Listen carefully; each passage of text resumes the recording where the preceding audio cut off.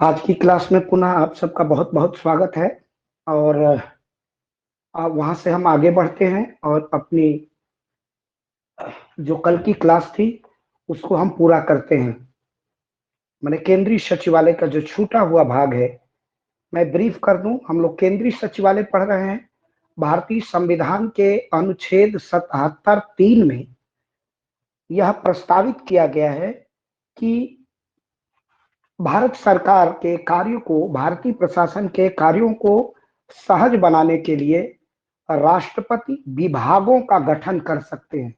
और जो विभिन्न विभाग है भारत में, उसी को विभिन्न मंत्रालय या विभिन्न विभाग आप कहते हैं। और वही मंत्रालय, वही विभाग जिनका सरकारी कार्यालय होता है, वो विभिन्न मंत्रालयों के सरकारी कार्यालयों के एकीकृत एक साथ समूह को हम केंद्रीय सचिवालय कहते हैं। अब हमें केंद्रीय कार्यों के विषय में लिखना है, जानना है, समझना है। बाकी अवशेष भाग तो आपको मैंने लिखाया था: सचिव, अतिरिक्त सचिव, संयुक्त सचिव, अवर सचिव, अनुभाग अधिकारी, सहायक और लिपिक। लिपिक में मैंने लिखाया था कनिष्ठ लिपिक और वरिष्ठ लिपिक, माने जूनियर डिवीजन क्लर्क और सीनियर डिवीजन क्लर्क।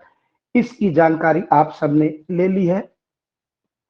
तो ये जो जूनियर डिवीजन क्लर्क हैं, जो सीनियर डिवीजन क्लर्क हैं, ये इनका भी एक भर्ती की प्रक्रिया होती है। इसके पहले मैंने आपको स्पष्ट कर दिया था कि जो सचिवालय के प्रशासनिक अधिकारी होते हैं वो भारतीय इंडियन एडमिनिस्ट्रेटिव सर्विस या आईएएस या भारतीय प्रशासनिक सेवा के अधिकारी होते हैं। लेकिन जो कर्मचारी होते हैं, जिन्हें हम विशेष रूप से मैंने आपको सहायक और लिपिक के रूप में लिखवाया है, इनकी भर्ती भी संघ लोक सेवा आयोग की परीक्षा के माध्यम से होता है। और इसको लिख लीजिए, तब हम सचिवालय के कार्य बताते हैं।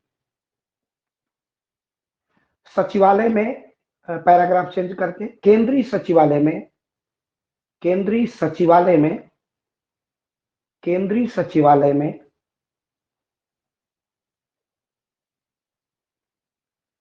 केंद्रीय सचिवालय में सहायक एवं लिपिक के रूप में कार्य करने वाले केंद्रीय सचिवालय में सहायक एवं लिपिक के रूप में कार्य करने वाले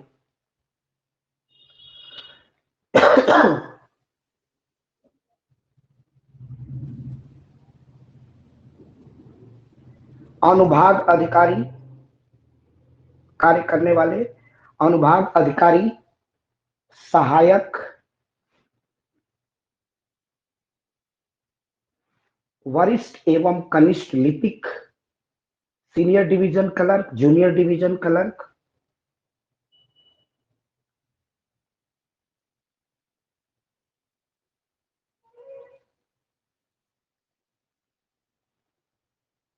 की भर्ती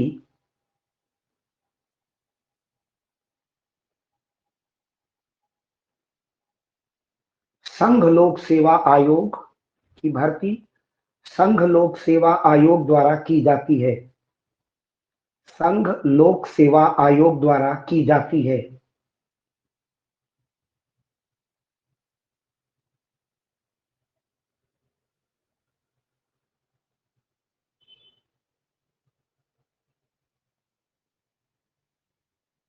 इन्हें इन्हें केंद्रीय सचिवालय सेवा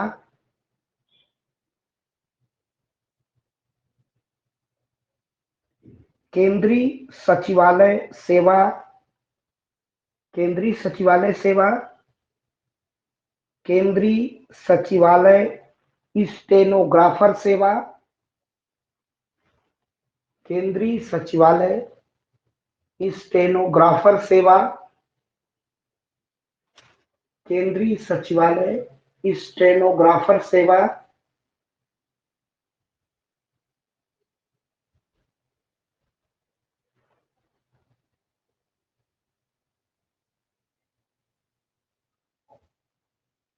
केंद्रीय सचिवालय लिपिक सेवा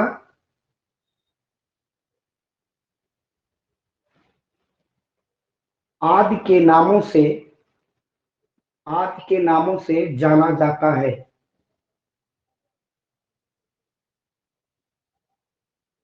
आदि के नामों से जाना जाता है।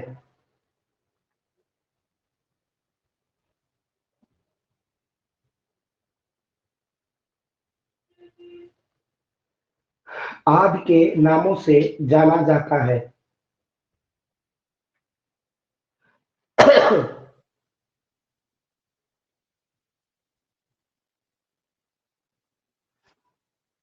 कुछ कार्मिकों की भर्ती, कुछ कार्मिकों की भर्ती, कुछ कार्मिकों की भर्ती स्टाफ सिलेक्शन सर्विस के माध्यम से भी की जाती है। माने ये जो क्लर्क वगैरह की भर्ती है, ये स्टेनोग्राफर वगैरह, कुछ ये स्टाफ सिलेक्शन कमीशन से भी चयनित होकर जाते हैं जब मंत्रालय में कर्मचारियों की संख्या की कमी होती है।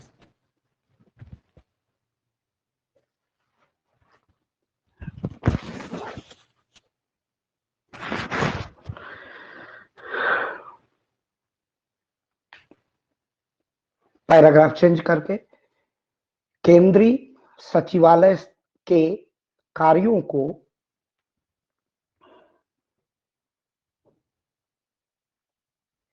निम्नलिखित रूप में अभिव्यक्त करना, निम्नलिखित रूप में अभिव्यक्त करना समीचीन होगा। समीचीन माने सत्य के निकट। निम्नलिखित रूप में अभिव्यक्त करना समीचीन होगा। अभिव्यक्त करना माने एक्सप्रेशन, एक्सप्रेस करना।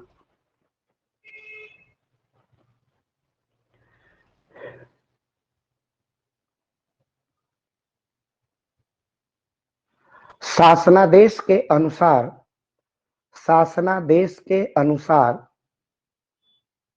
जनरल ऑर्डर, जीओ जिसे हम बोलचाल की भाषा में कहते हैं, शासनादेश के अनुसार केंद्रीय सचिवालय निम्नलिखित कार्यों का संपादन करता है।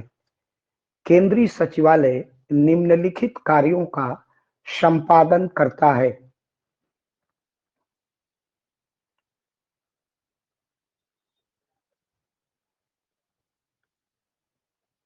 नीति का निर्माण करना पहला निम्नलिखित कार्य करता है। उसके बाद पहला पॉइंट, नीति का निर्माण करना,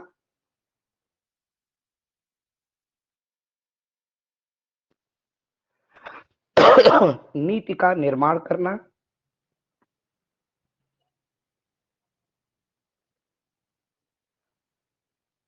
नीति का निर्माण करना तथा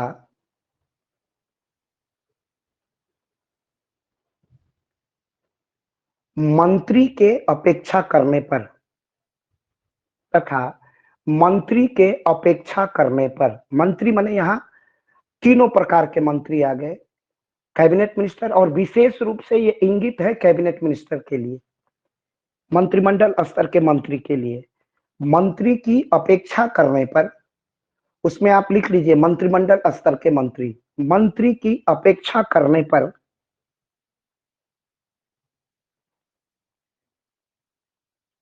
मंत्री की अपेक्षा करने पर, मंत्री की अपेक्षा करने पर उनका सहयोग करना, उनका तकनीकी और प्रशासनिक सहयोग करना, उनका तकनीकी और प्रशासनिक सहयोग करना।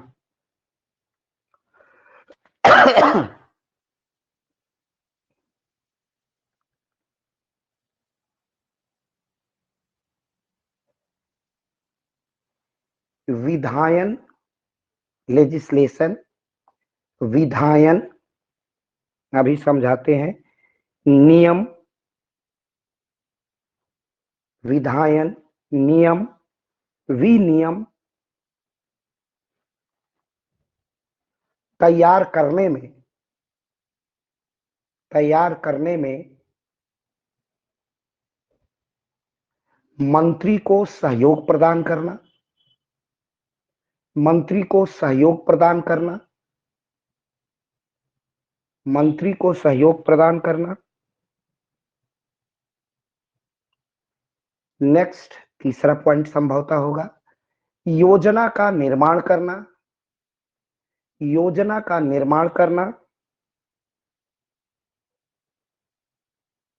योजना का निर्माण करना तथा क्रियान्वयन को सुनिश्चित करना। उसका कंप्लायंस कैसे होगा, क्रियान्वयन कैसा होगा, कैसे होगा, इसको भी सुनिश्चित करना। योजना को तैयार करना या योजना का निर्माण करना तथा क्रियान्वयन को सुनिश्चित करना, योजना का निर्माण करना तथा क्रियान्वयन को सुनिश्चित करना।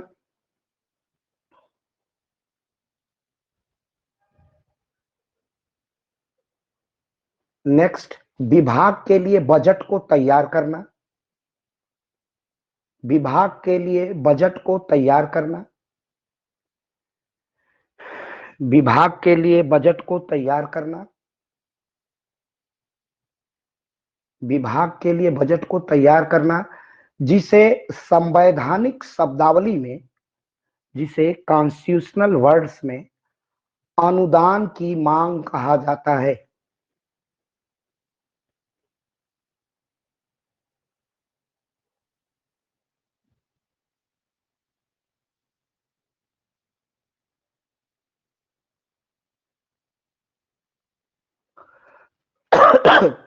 नेक्स्ट, इसको समझा देते हैं।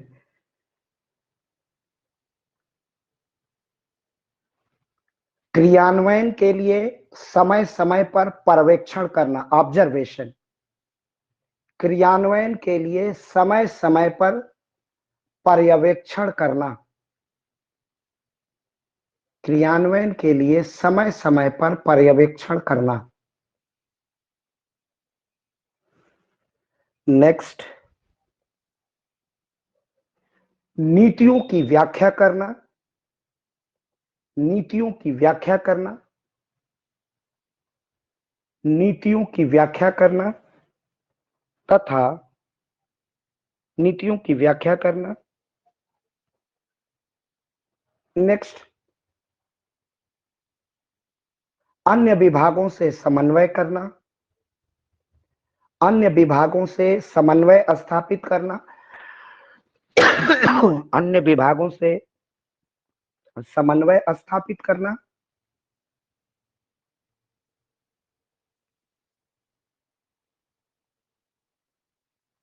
अन्य विभागों से समन्वय स्थापित करना।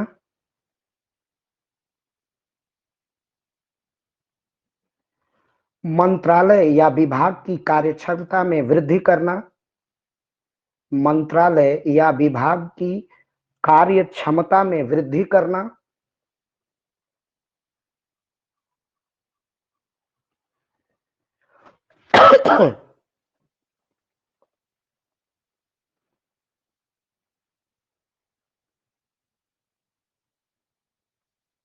नेक्स्ट,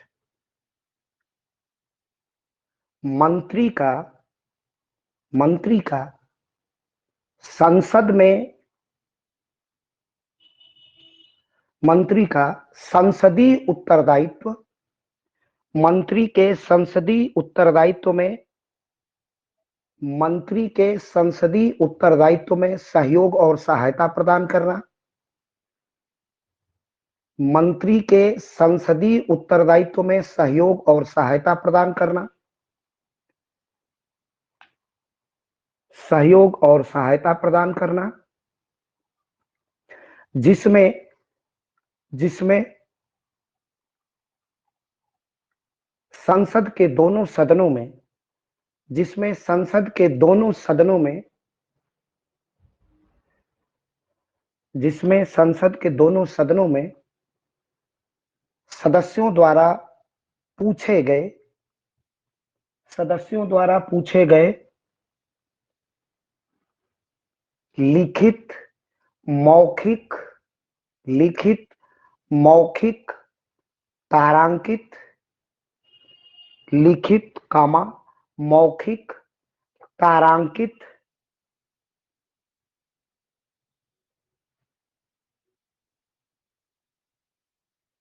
लिखित, मौखिक, तारांकित एवं अनुपूरक सप्लीमेंट्री क्वेश्चंस।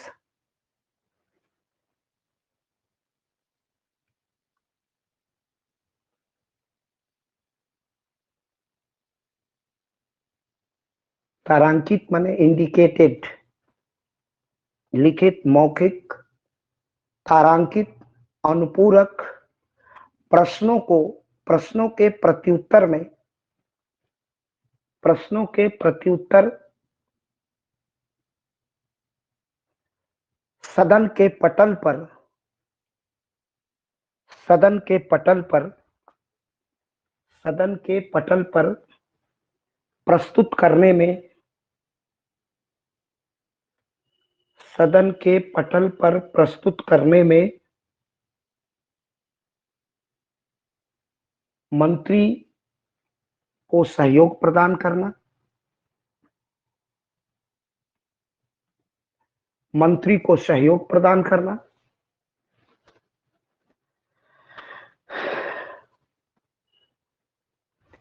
इत्यादि महत्वपूर्ण कार्य, इत्यादि महत्वपूर्ण कार्यों का संपादन, इत्यादि महत्वपूर्ण कार्यों का संपादन केंद्रीय सचिवालय के द्वारा किया जाता है, केंद्रीय सचिवालय के द्वारा किया जाता है। अब एक एक को समझा देते हैं, तब हम आगे बढ़ते हैं।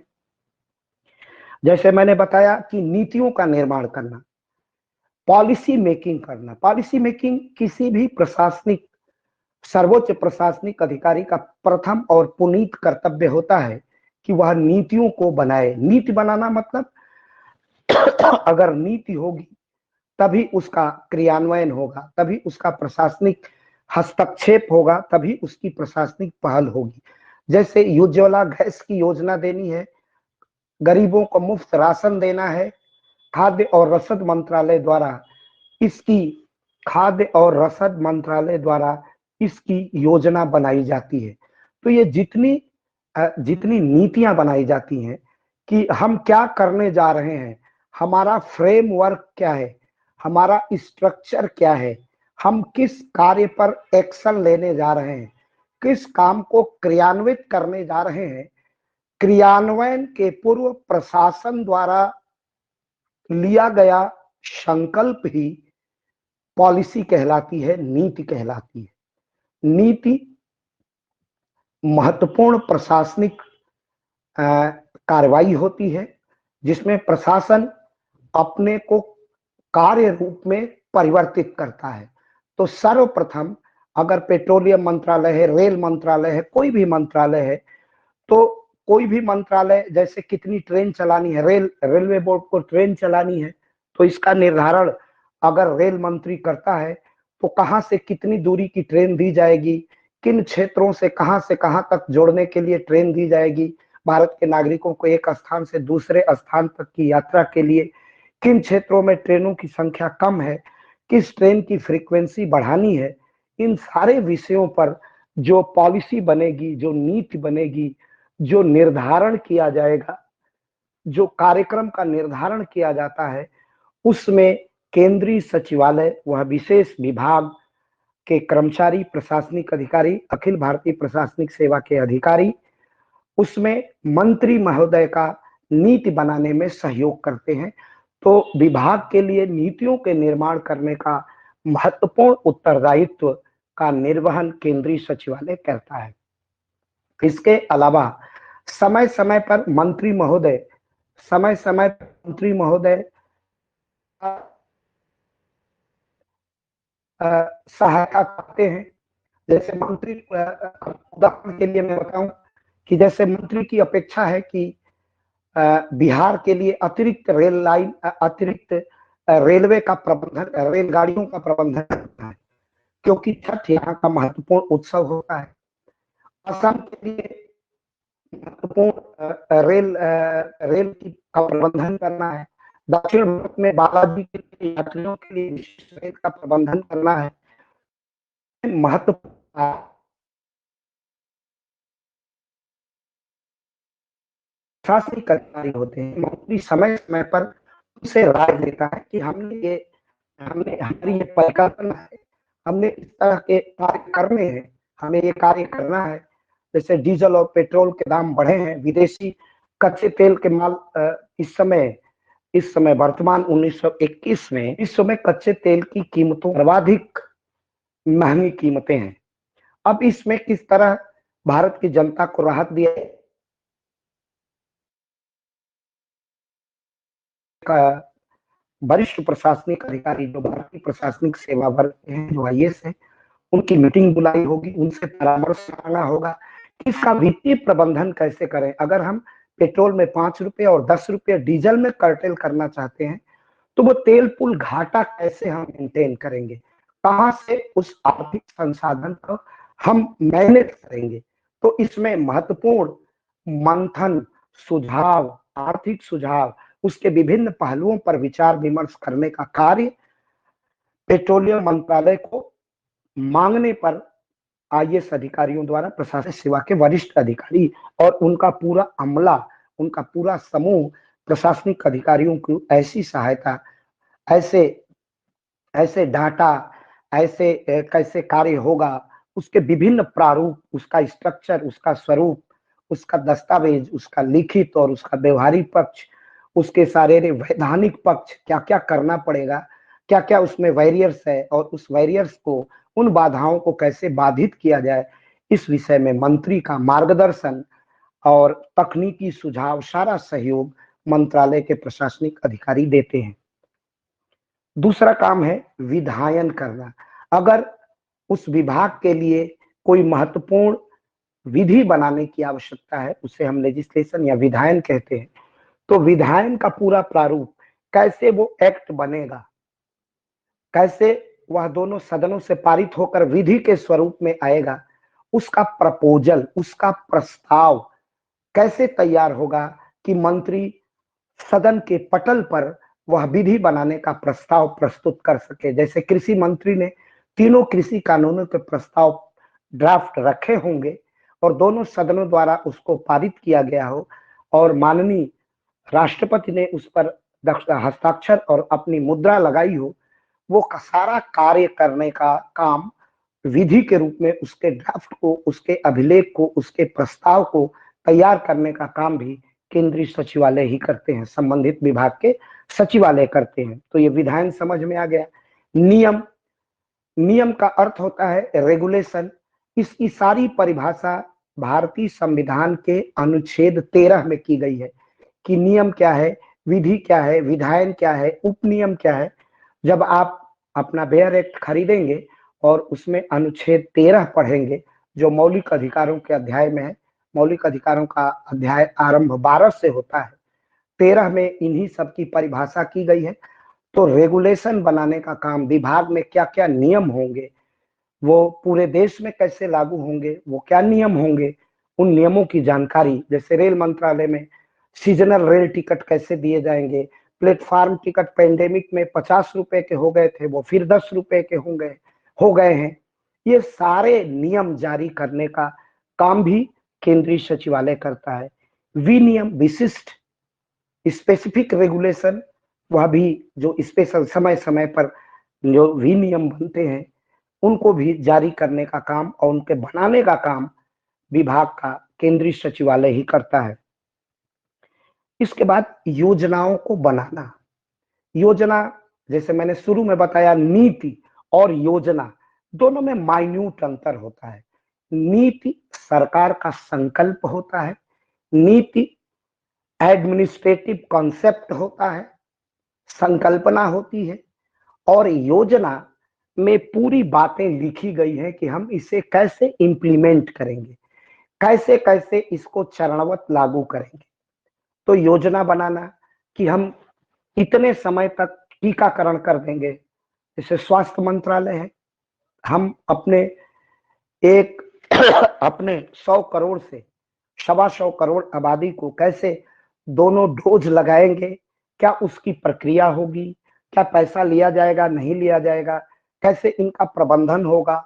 हर सीएचसी, पीएचसी, हर संस्थान में हर कॉलेज को, हर यूनिवर्सिटीज को, छोटे छोटे गांवों में, जिसे हम हेलमेट कहते हैं, छोटे गांव में, बड़े गांव में, कस्बों में, नगर पालिकाओं में, नगर निगम में कैसे इसकी योजना होगी कि हम टीकाकरण करा दें। उदाहरण मैंने दिया, इसको खाका तैयार करना, इसका पूरा ड्राफ्ट तैयार करना, योजना बनाना, उत्तर प्रदेश को कितना डोज जाएगा, बिहार को, मध्य प्रदेश को, तमिलनाडु को, केरल को, सारा ये जो ड्राफ्टिंग है, ये जो योजना है, प्लानिंग है, यह भी केंद्रीय सचिवालय द्वारा की जाती है।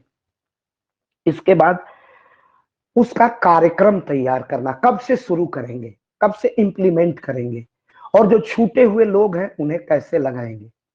तो उसके लिए विभिन्न योजनाएं हैं। अब कहा गया कि अब आपको, अगर आपने वो बुकिंग नहीं कराई है, आपके पास अब केवल केवल मतदाता पहचान पत्र है, उससे आप करा लीजिए। आपके पास मतदाता का पहचान पत्र नहीं बना है, किन्हीं कारणों से लिस्ट में नाम छूट गया है, तो आकर्षित करने के लिए कि आइए, हमको अपना नाम बताइए, अपना गांव बताइए, अपना बूथ बताइए, हमारे यहाँ आइए, हम आपको मतदाता भी बनाएंगे, मतदाता के रूप में पंजीकृत करेंगे, और आपको हम कोरोना वायरस की का एंटी डोज भी लगाएंगे, आपका वैक्सीनेशन भी करेंगे, आपको वैक्सीनेट करेंगे।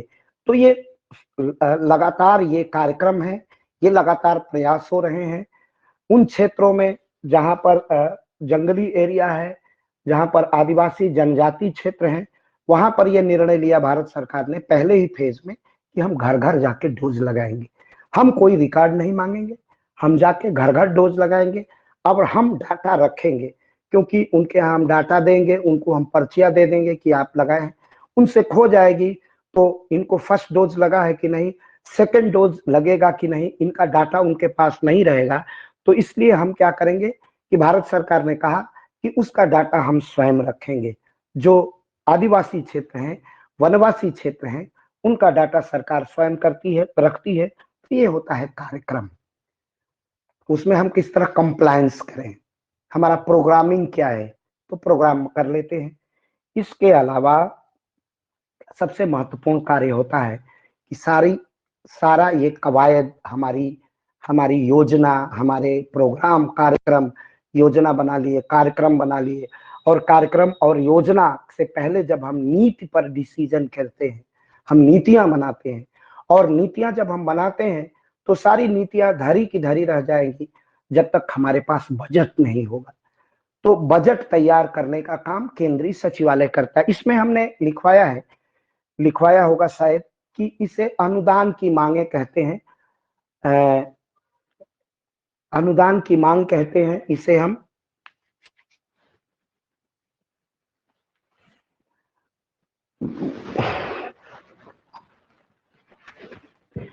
संवैधानिक शब्दावली में इसे अनुदान की मांग कहते हैं। अनुदान की मांग कहते हैं, आप जानते हैं भारत में, जैसे आप कभी कभी सुनते होंगे कि रेल मंत्रालय रेल बजट प्रस्तुत कर रहा है। वस्तुतः रेल कोई मंत्रालय का बजट नहीं होता है, क्योंकि रेलवे एक बड़ा मंत्रालय है। वित्त मंत्री को भारी भरकम बहुत बड़ी रिपोर्ट प्रस्तुत न करनी पड़े, सदन में आधा भाग, जिसे हम बोलचाल में बजट कहते हैं, वो वार्षिक वित्तीय विवरण होता है, जिसमें आय और व्यय, आधे भाग में हमने कितनी कमाई की, और व्यय का भाग वित्त मंत्री रखता है कि हमने इतनी कमाई पिछले वर्ष की है, हमारी इतनी आय है, और इससे ज्यादा हमारा एक्सपेंडिचर है। तो आय और व्यय के विवरण को बजट कहते हैं। बजट वस्तुतः ये शब्द प्रचलन में आया ब्रिटेन से। ब्रिटेन के वित्त मंत्री जब बजट प्रस्तुत आय और व्यय का विवरण सदन में, कॉमन सभा में देने गए, तो वो चमड़े का लाल लेदर का बैग था, लाल रंग का था। उसे लाल रंग के बैग को ब्रिटेन में बजट कहा जाता था, तभी से ये बजट शब्द प्रचलन में आ गया। भारत के संविधान में उसका एनुअल फिनेंशियल स्टेटमेंट कहते हैं। वार्षिक वित्तीय विवरण शब्द का प्रयोग संवैधानिक रूप से किया गया है।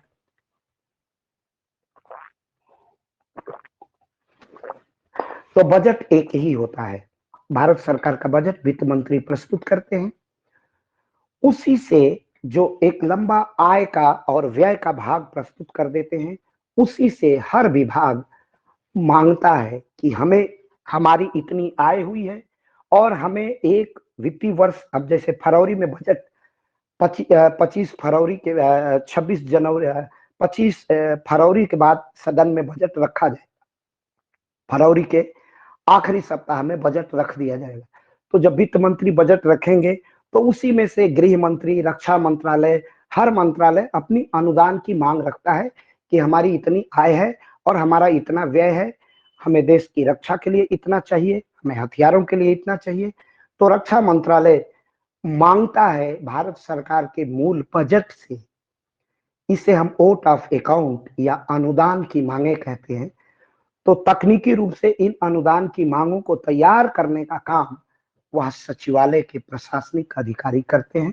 सब मिलकर के उसे तैयार करते हैं कि इस वर्ष कितनी आय है और विभाग में कितना इस वर्ष खर्च होगा। इस आय और व्यय को बनाने का, विभाग में तैयार करने का काम कौन करता है? केंद्रीय सचिवालय। वो संबंधित विभाग, चाहे रेल हो, रक्षा हो, वाणिज्य हो, हर मंत्रालय अपने अनुदान की मांगों को, जिसे हम बोलचाल में बजट कहते हैं, विभाग के लिए बजट तैयार करता है, जो बहुत महत्वपूर्ण है।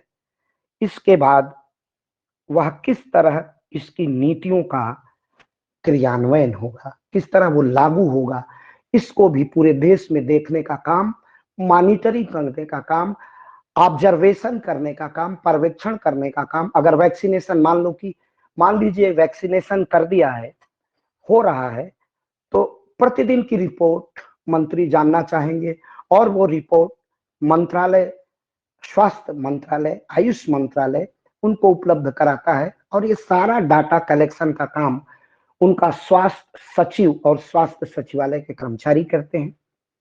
उसी मंत्रालय या उसी मंत्रालय के प्रशासनिक कार्यालय को हम क्या कहते हैं? उसी मंत्रालय के प्रशासनिक कार्यालय को हम कहते हैं सचिवालय। और वह सचिवालय यह कार्य करता है, संपन्न करता है कि क्रियान्वयन का काम कितने मात्रा में हुआ है, कितना नहीं हुआ है, इसको निरीक्षण, पर्यवेक्षण, इन्वेस्टिगेशन और ऑब्जर्वेशन करने का काम इस मंत्रालय द्वारा ही किया जाता है, केंद्रीय सचिवालय द्वारा ही किया जाता है। समय समय पर कहीं कहीं पर ये बात स्पष्ट नहीं होती है कि हमारी नीतियां क्या है, तो समय समय पर नीतियों का इंटरप्रिटेशन, पॉलिसी इंटरप्रिटेशन का काम या नीतियों की व्याख्या करने का काम कि हमारा संकल्प क्या है, हमारा इरादा क्या है, हमारा उद्देश्य क्या है, इन सारी चीजों को स्पष्ट करने का काम भारत सरकार के केंद्रीय सचिवालय द्वारा ही किया जाता है। ये बातें मैंने आपको बताई हैं। इसके अतिरिक्त नीतियों की व्याख्या करना, नेक्स्ट हमने बताया था समन्वय करना, हर विभाग से समन्वय करने का काम। जैसे आपको मैंने बता चुका हूं कि रेल और रक्षा, विदेश और रक्षा, वित्त और वाणिज्य मंत्रालय, वित्त और विदेश मंत्रालय आपस में हम कितना उदारीकरण करेंगे, उदारीकरण की अब प्रक्रिया क्या होगी, कितने फेज की उदारीकरण हो चुकी है, अब हमें क्या छूट देना है, क्या जनता को राहत देनी है, सारी विषयों पर एक मंत्रालय दूसरे मंत्रालय से वार्ता करता रहता है। तो इन मंत्रालयों के बीच समन्वय करना, केंद्रीय सचिवालय अपने विभाग से संबंधित हर राज्यों के बीच समन्वय करना, कोऑर्डिनेशन करने का काम करता है, फिर मंत्रालयों के बीच समन्वय करने का काम करता है। ये सारी बातें हम लोग कर चुके हैं। इसके बाद हम अपनी कार्य क्षमता को कैसे बढ़ाएं, जैसे एक ताजा उदाहरण है वैक्सीनेशन का। वैक्सीनेशन को किस तरह, अब जैसे पेट्रोलियम पदार्थ के दाम बढ़े हुए हैं, कर्टेल हुआ, कुछ राज्यों में बहुत कम कर्टेल हुआ, तो इसको देखना, उन राज्यों से अनुरोध करना कि भाई आप भी कुछ अपना छूट करिए, जो स्टेट टैक्सेस से कम करिए कि जनता को राहत मिले। तो इन बातों पर कोऑर्डिनेशन करने, समन्वय का काम करने का समन्वय भी केंद्रीय सचिवालय करता है। इसके साथ ही साथ किस तरह हम अपनी कार्य क्षमता बढ़ाएं, वैक्सीनेशन जल्दी से जल्दी पूरे भारत का वैक्सीनेशन हो जाए, इसको देखने का, क्योंकि एक नया वेरिएंट हमारे सामने आया है जिसे आप भली प्रकार से जानते हैं, ये वेरिएंट दक्षिण अफ्रीका से आ रहा है और बहुत ये वेरिएंट खतरनाक किस्म का वेरिएंट है। इस वेरिएंट से हम कैसे लड़ेंगे, इस वेरिएंट से हम कैसे पार पाएंगे, इस वेरिएंट को कैसे मात देंगे, इसके लिए हमें कार्यक्षमता, विभाग की कार्यक्षमता बढ़ानी पड़ेगी। स्वास्थ्य मंत्रालय को इस पर तेजी से काम करना होगा। जो विदेशों से, खास करके दक्षिण अफ्रीका में ये वेरिएंट ओमिक्रॉन वेरिएंट संभवतः इसका नाम है, OMICRON ओमिक्रॉन वेरिएंट है। तो इस ओमिक्रॉन वेरिएंट को किस तरह भारत में तेजी से क्विकली हम रोक सकें, अब सबको राहत दे सकें, इसका प्रसार ना हो सके, तो अब स्वास्थ्य मंत्रालय किससे समन्वय करेगा? स्वास्थ्य मंत्रालय अपनी कार्यक्षमता बढ़ाएगा। और कार्यक्षमता क्या बढ़ानी पड़ेगी? इसको एम्स के डॉक्टर्स को, एम्स के बड़े बड़े विशेषज्ञों को हवाई अड्डों पर काम करना होगा। तो पहले तो कोऑर्डिनेशन किसने होगा? सिविल एविएशन मंत्रालय से, नागरिक उड्डयन मंत्रालय से वार्ता करेगा। आवश्यकता होगी तो स्वास्थ्य मंत्री नागरिक उड्डयन मंत्री से बात करेंगे। अब वो कौन भाई मांडविया है, वो अपने सिंधिया साहब से बात करेंगे, सिंधिया जी से। किस तरह जल्दी कोऑर्डिनेशन हो और कार्य क्षमता बढ़ाएं। हम अस्पतालों में ही नहीं, हम पहुंच जाएं हवाई अड्डों पर, और प्रत्येक विदेश उड़ान से, जो अफ्रीका से आ रही उड़ान है, खासकर दक्षिण अफ्रीका, साउथ अफ्रीका से, उन उड़ानों में प्रत्येक व्यक्ति की सघन जांच कराई जाए। तो इसके लिए कार्य क्षमता तत्काल बढ़ानी पड़ेगी। यह समय की डिमांड है, समय की मांग है। तो ये सारी एकाएक आई हुई इस समस्या का समाधान केंद्रीय सचिवालय करता है। वह नागर विमानन मंत्रालय से सहयोग करेगा और तुरंत अपने कार्यों को क्या करेगा? संपादित कर देगा। नहीं तो पूरा भारत इस वेरिएंट के चपेट में आ जाएगा। जो ये वेरिएंट इतने खतरनाक किस्म का ओमिक्रॉन वेरिएंट है, वो कहते हैं कि इससे भी घातक है, डेल्टा से। तो इसका प्रबंधन करने का काम तो ये सचिवालय का महत्वपूर्ण कार्य है। आप सब इसको बहुत भली भांति से अब समझ गए होंगे, लिखा भी दिया है और उसी पूरी तरह मैंने समझा भी दिया है। अब पैराग्राफ चेंज करके लिखिए। इसी तथ्य को दृष्टिपथ में रखते हुए, इसी तथ्य को दृष्टिपथ में रखते हुए लोक प्रशासन के प्रसिद्ध विद्वान, इसी तथ्य को दृष्टिपथ में रखते हुए लोक प्रशासन के प्रसिद्ध विद्वान, लोक प्रशासन के प्रसिद्ध विद्वान MP शर्मा ने कहा है, MP महादेव प्रसाद शर्मा ने कहा है, MP शर्मा ने कहा है, MP शर्मा ने कहा है कि सचिवालय नीति निर्माण, निर्णय निर्माण, क्रियान्वयन, सचिवालय नीति निर्माण, निर्णय निर्माण, क्रियान्वयन,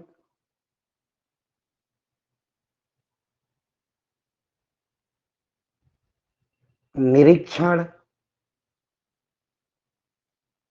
पर्यवेक्षण, इन्वेस्टिगेशन एंड ऑब्जर्वेशन, निरीक्षण पर्यवेक्षण का महत्वपूर्ण कार्य संपादित करता है, महत्वपूर्ण कार्य संपादित करता है, महत्वपूर्ण कार्य संपादित करता है। इसके साथ ही महत्वपूर्ण कार्य संपादित करता है, इसके साथ ही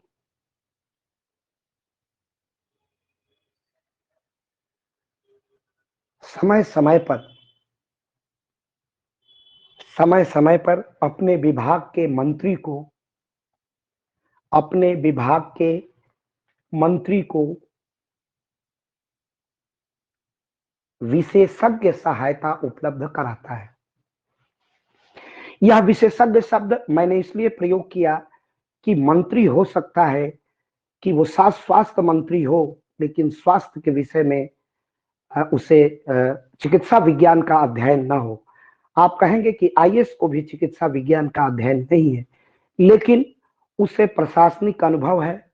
वह कॉमर्स, साइंस, हर चीज की सामान्य जानकारी रख करके IAS बना है। विषय वस्तु का अध्ययन है, उसे प्रशिक्षण दिया गया है। तो किस प्रकार प्रशासन को सुचारू रूप से चलाया जाए, उसकी विशेषज्ञता प्रशासनिक अधिकारी के पास होती है। वह इस तरह का आदेश दे देगा कि एम्स के कितने डॉक्टर हवाई अड्डे पर जाएंगे, तो ये उसका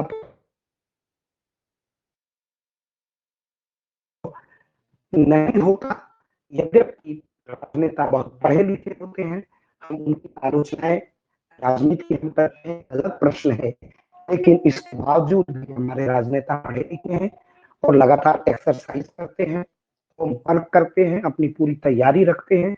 उन्हें देश की चिंता होती है, चाहे किसी दल के राजनेता हो।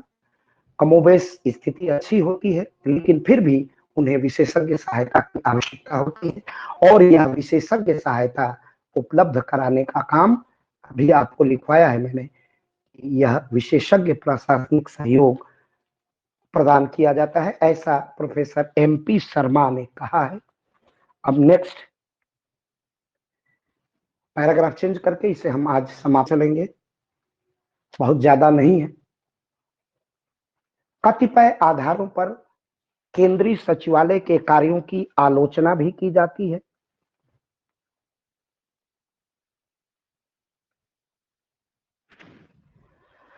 कतिपय आधारों पर केंद्रीय सचिवालय की आलोचना भी की जाती है, और आलोचना का पहला स्वर क्या है आप सब जानते हैं। अब ये सेकेंड ईयर में सेकेंड पेपर में आपने नौकरशाही पढ़ी होगी, ब्यूरोक्रेसी। कतिपय आधारों पर केंद्रीय सचिवालय की आलोचना भी की जाती है। यह आलोचना कार्य प्रणाली को लेकर की जाती है। यह आलोचना कार्य प्रणाली को लेकर की जाती है। यह आलोचना कार्य प्रणाली को लेकर की जाती है। यह आक्षेप लगाया जाता है। यह आलोचना कार्य प्रणाली को लेकर की जाती है। यह आक्षेप लगाया जाता है। यह आक्षेप लगाया जाता है। यह आक्षेप लगाया जाता है। यह आक्षेप लगाया जाता है कि केंद्रीय सचिवालय में ब्यूरोक्रेसी या नौकरशाही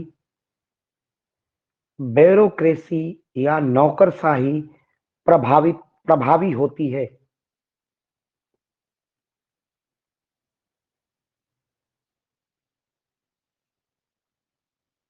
ब्यूरोक्रेसी या नौकरशाही प्रभावी होती है।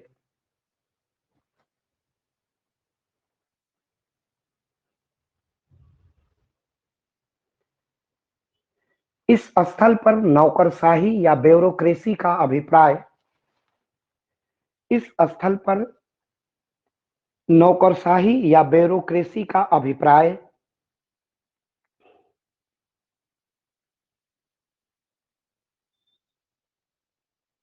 भारतीय प्रशासनिक सेवा के भारतीय प्रशासनिक सेवा के भारतीय प्रशासनिक सेवा के भारतीय प्रशासनिक सेवा के अधिकारियों भारतीय प्रशासनिक सेवा के अधिकारियों भारतीय प्रशासनिक सेवा के अधिकारियों के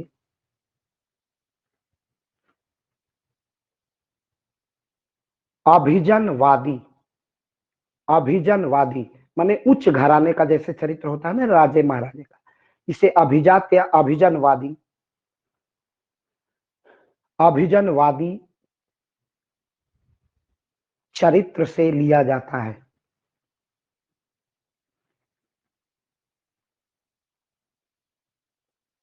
अभिजनवादी चरित्र से लिया जाता है, माने बड़े ऐशो आराम में रहते हैं। अभिजनवादी चरित्र से लिया जाता है जिसमें जिसमें सरकारी फाइलें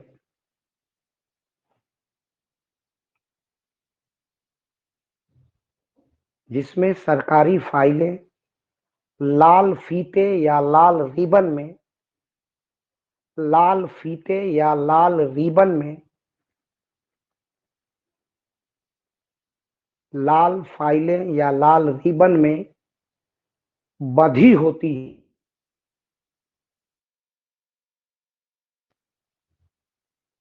लाल रिबन या होती है, कुछ भी हो लीजिएगा, लाल फीता शाही भी इसे कहते हैं। लाल फीते या लाल रिबन में बंधी होती है, कोष्ठ में लाल फीता शाही, तथा उन पर क्रियान्वयन कम होता है, तथा उन पर क्रियान्वयन मंथर गति से होता है, स्लोली स्लोली, तथा उन पर क्रियान्वयन मंथर गति से, धीरे धीरे, स्लोली स्लोली, मंथर गति से होता है। नेक्स्ट, और उसके नीचे अंडरलाइन कर दीजिएगा।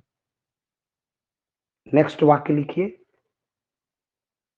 नौकरशाही के इस अभिजात्य जीवन शैली में, नौकरशाही के इस अभिजात्य जीवन शैली में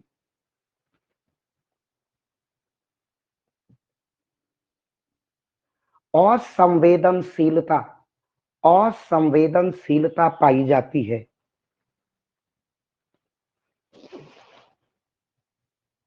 असंवेदनशीलता पाई जाती है।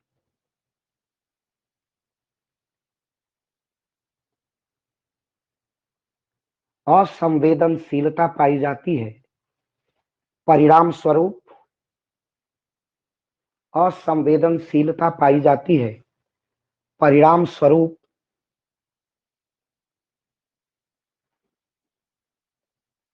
भारतीय नागरिकों के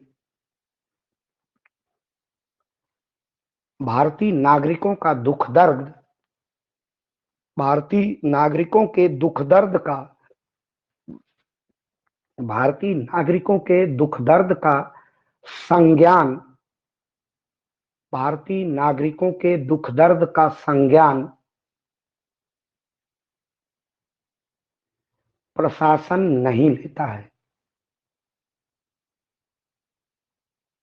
ठीक, जैसे बड़े बड़े आईएएस अफसर हैं, उनके आगे शैंपेन की बोतल रखी हैं, बड़े मिनरल्स रखे हैं, और वो नीतियां बना रहे हैं, कृषि मंत्रालय की नीति बन रही है, लेकिन सुदूर पूर्वी उत्तर प्रदेश का किसान जाड़े में किस तरह ठिठुरता है, वह बड़े बड़े एसी कूलरों में रहने वाले बड़े बड़े अफसर नहीं समझ पाते हैं। यही प्रशासन की असंवेदनशीलता है, और यही नौकरशाही पर महत्वपूर्ण आक्षेप है कि उनका रुख गांव की तरफ होना चाहिए। कृषि नीति बने तो कृषि में ग्रामीण जीवन का दुख दर्द, किसानों का दुख दर्द, जैसे हमारे गांव में उत्तर प्रदेश में ठीक ठाक है, जो हमारी फसलों को विनष्ट कर रहे हैं, उन पर किसी की कोई चिंता नहीं है। प्रदेश की सरकार मौन, कभी कभी केवल सरकारी आदेश,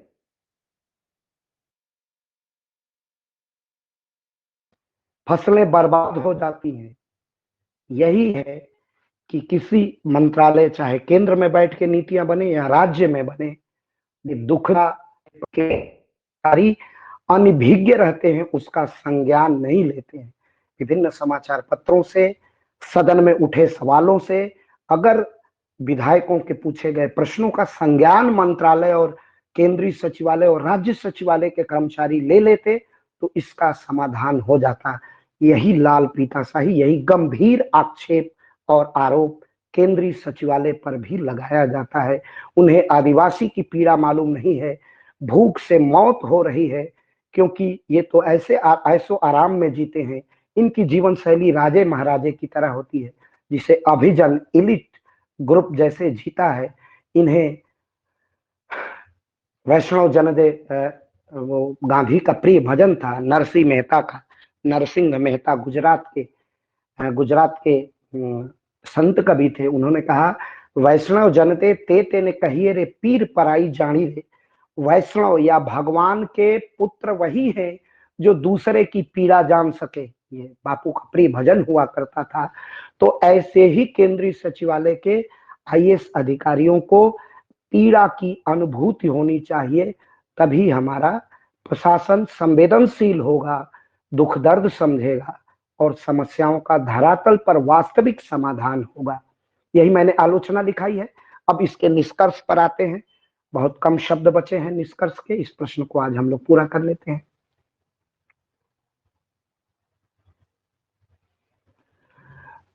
बस थोड़ा सा है, आप सहयोग करिए। पूजा मोस्ट वेलकम आपने लिखा है, थैंक यू। हमारा तो काम ही है आप लोगों को समझाना किस तरह हम अपने सटीक उदाहरणों से आप तक पहुंच सके। निष्कर्ष, पैराग्राफ चेंज करके, निष्कर्षतः भारतीय संविधान के अनुच्छेद 77, निष्कर्षतः भारतीय संविधान के अनुच्छेद 77, अनुच्छेद 77 3 में कहा गया है कि 77(3) में कहा गया है कि राष्ट्रपति कामा भारत सरकार का कार्य अधिक सुविधापूर्वक किए जाने के लिए, मैं बिल्कुल संवैधानिक शब्दों को ही लिखा रहा हूं, अधिक सुविधापूर्वक किए जाने के लिए, यही शब्द, ठीक वही शब्दों का प्रयोग किया गया है, किए जाने के लिए मंत्रियों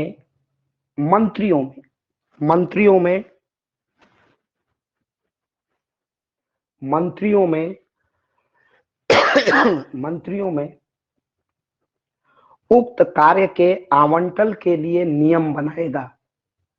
मंत्रियों में उक्त कार्यों के लिए आवंटन का नियम बनाएगा। आवंटन का नियम बनाएगा। सरल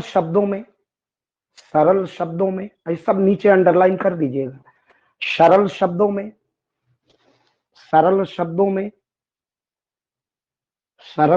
में भारतीय संविधान का अनुच्छेद 77(3)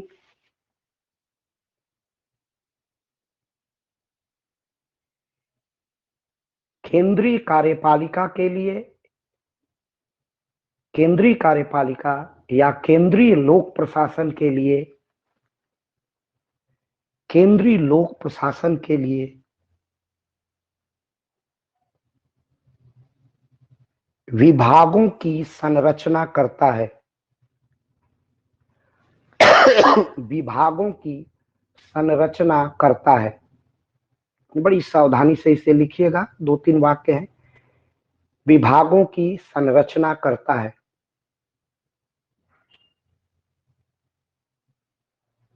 भारत सरकार के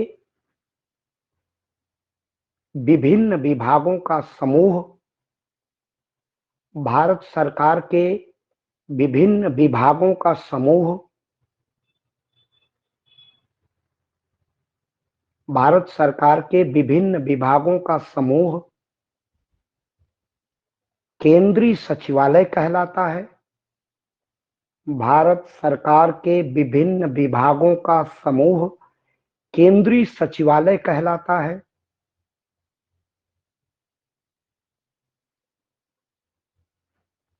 इसका आरंभ, बड़ा महत्वपूर्ण चीज है, इसको भी अंडरलाइन कर दीजिएगा। आपको एग्जामिनर 20 में से 15 नंबर देने के लिए मजबूर होंगे। इसका आरंभ औपनिवेशिक प्रशासन के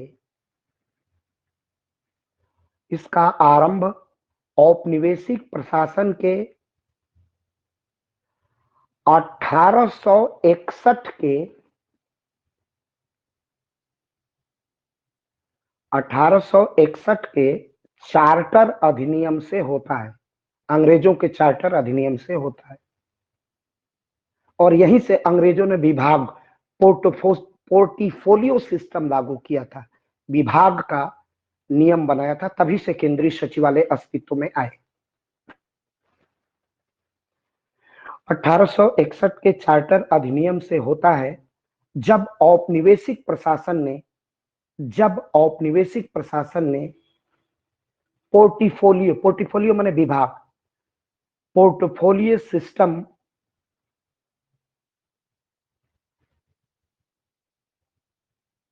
को लागू किया था। फिर दूसरा महत्वपूर्ण वाक्य, पोर्टफोलियो सिस्टम को लागू किया था। भारत में विभाग, आईएएस का बड़ा महत्वपूर्ण प्रश्न है, प्री का भी, भारत में पोर्टफोलियो सिस्टम कब से है? 1861 से है। उसी को हमने 77-3 में भारत के संविधान में स्थापित किया, लागू किया था। केंद्रीय सचिवालय भारतीय प्रशासन का अभिकेंद्र और मस्तिष्क है। केंद्रीय सचिवालय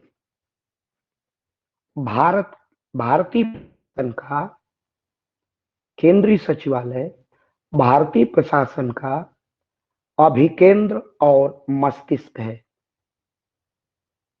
केंद्रीय सचिवालय भारतीय प्रशासन का अभिकेंद्र और मस्तिष्क है। दो वाक्य और हैं। केंद्रीय सचिवालय नीति निर्माण, निर्णय निर्माण, केंद्रीय सचिवालय नीति निर्माण, निर्णय निर्माण, क्रियान्वयन, कॉम्प्लायंस, नीति निर्माण, निर्णय निर्माण, क्रियान्वयन, निरीक्षण पर्यवेक्षण, समन्वय, योजना, कार्यक्रम, कार्यक्षमता में अभिवृद्धि,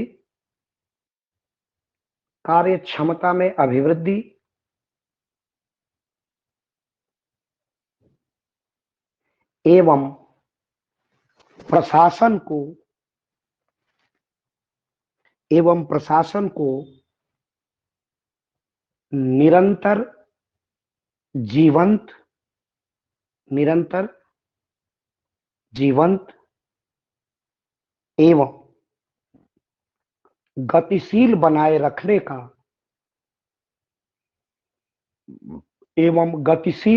रखने का प्रमुख कार्य संपादित करता है।